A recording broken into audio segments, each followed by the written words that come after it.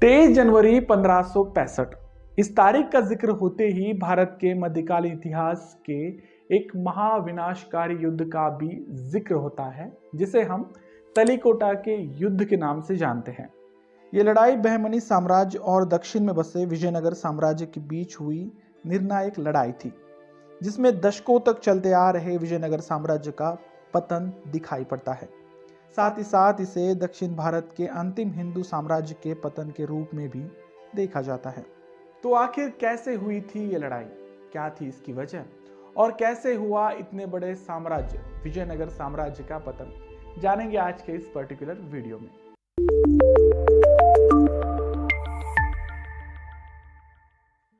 दोस्तों, इस लड़ाई के समय या यूं कहे तो 1560-65 के दरमियान विजयनगर पर शासन था राजा सदाशिव का।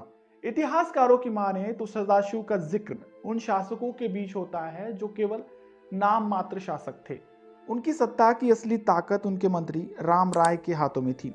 मंत्री होते हुए भी राम राय विजयनगर के हित में ऐसे ऐसे फैसले लेते जिससे उनकी ख्याति साम्राज्य में एक राजा से बढ़कर हो गई थी। दरबार में उन्हें आलिया कहकर बुलाया जाता। आलिया एक कन्नड़ शब्द है जिसका अर्थ होता है बेटी का पति यानी दामाद। मंत्री राम राय विजयनगर साम्राज्य के तीसरे सम्राट राजा कृष्णदेव राय के दामाद थे। यही वजह है कि उन्हें दरबार में आलिया के नाम से बुलाया जाता। खैर, राजा सदाशिव राय के शासनकाल से ही विजयनगर साम्राज्य अपने पतन की तरफ अग्रसर था। वजह थी दक्कन में बढ़ रहा बहमनी साम्राज्य का रुतबा। गौरतलब है कि सदाशिव ने बहमनी साम्राज्य को खत्म करने की पूरी कोशिश की, मगर वे असफल रहे। वैसे इस कहानी में आगे बढ़ने से पहले बहमनी साम्राज्य आखिर क्या था, कैसे इसकी उत्पत्ति हुई, इसके बारे में भी थोड़ा जान लेते हैं। बहमनी सल्तनत दक्कन की पहली इंडिपेंडेंट मुस्लिम सल्तनत थी। ये सल्तनत मुख्य रूप से पर्शियन थी, जिसकी स्थापना सन 1347 में अलाउद्दीन खिलजी के एक दरबारी के भतीजे जाफर खान ने की थी। जाफर का असली नाम अलाउद्दीन बहमन शाह था, जिसे हसन गंगू के नाम से भी जाना जाता।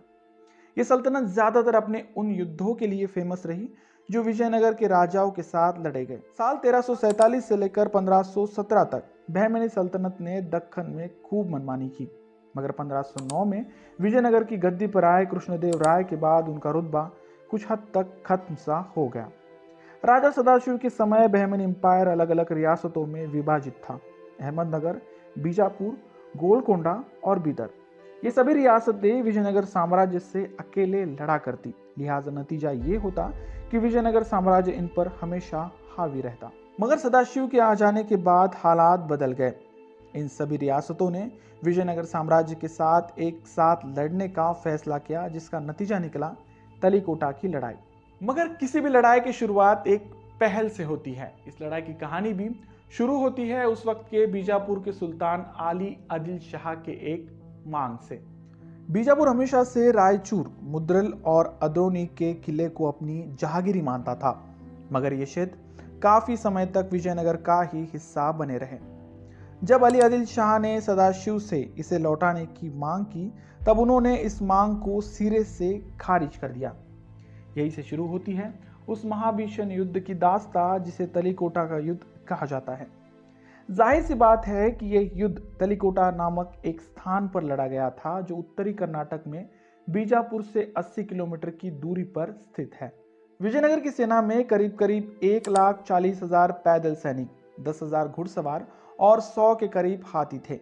वही दक्कन सल्तनत की बात करें तो उनके पास 80,000 पैदल सैनिक, 30,000 घुड़सवार और 7 दर्जन से भी ज्यादा आर्टिलरीज यानी तोपें थी। संख्या बल में ज्यादा होने की वजह से विजयनगर की सेना शुरुआती से ही दक्कनी रियासतों पर हावी होती जा रही थी।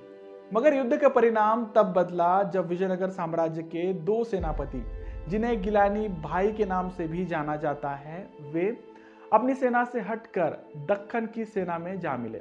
बड़ी चालाकी से इन्होंने अपना पक्ष बदलते हुए राम राय को कैद किया और उनकी हत्या कर दी। राम राय की हत्या की खबर युद्ध क्षेत्र में किसी महामारी की तरह फैल रही थी। नतीजा ये निकला कि बिना अपने सेनापति के विजयनगर की सेना में फूट पड़ने लगी, और जो वफादार बने रहे उन्होंने भी कुछ देर बाद अपना हौसला खो दिया। मगर क्या सिर्फ इसी वजह से विजयनगर साम्राज्य ये युद्ध हारा था? जी नहीं। दक्कन की सेनाओं के पास बेहतर तोपखाना था जो किसी भी एंगल से विजयनगर की सेना पर हावी पड़ रहा था।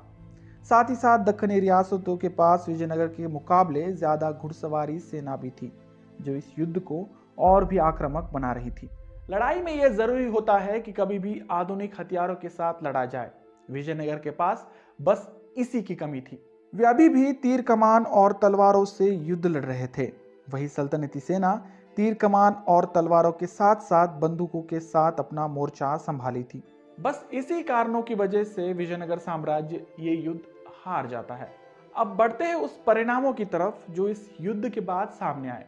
एक अंग्रेज लेखक रॉबर्ट सिलेव ने अपनी किताब द फॉरगॉटन एम्पायर में इस युद्ध के परिणामों के बारे में जिक्र करते हुए लिखा है, तलीकोटा के युद्ध के बाद पहली बार इस प्रकार की भयानक विध्वंसकता देखने को मिली।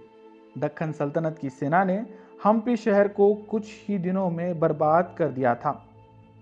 उस वक्त हम्पी एक फलता फूलता शहर था जहां पर बहुत मात्रा में लोग रहा करते, मगर इस लड़ाई के बाद ये खुशहाली रातों रात आतंक में बदल गई। फलता फूलता हम्पी शहर अब खंडर के सिवा और कुछ भी नहीं था। चारों तरफ खून की होली खेली गई और चारों तरफ सिर्फ विध्वंस देखने को मिला। तो दोस्तों, आपकी इस लड़ाई के बारे में क्या राय है? कमेंट बॉक्स में जरूर लिखें। अब जाते जाते एक आसान सा सवाल। दोस्तों, विजयनगर साम्राज्य के पतन के बाद दक्कन में एक और हिंदू साम्राज्य सर उठा रहा था जिसकी नींव छत्रपति शिवाजी महाराज ने रखी थी। आपको उस साम्राज्य का नाम कमेंट बॉक्स में लिखना है। अब वक्त हो चला है आपसे विदा लेने का। वीडियो अच्छी लगे तो प्लीज इसे लाइक कर अपने दोस्तों में शेयर करना ना भूलें। और हाँ, आपको अगर मेरा काम वाकई में अच्छा लगता है तो प्लीज चैनल को सब्सक्राइब कर देना। मिलते हैं अगले वीडियो में ऐसे किसी इंटरेस्टिंग और हिस्टोरिकल टॉपिक को लेकर। तब तक के लिए धन्यवाद।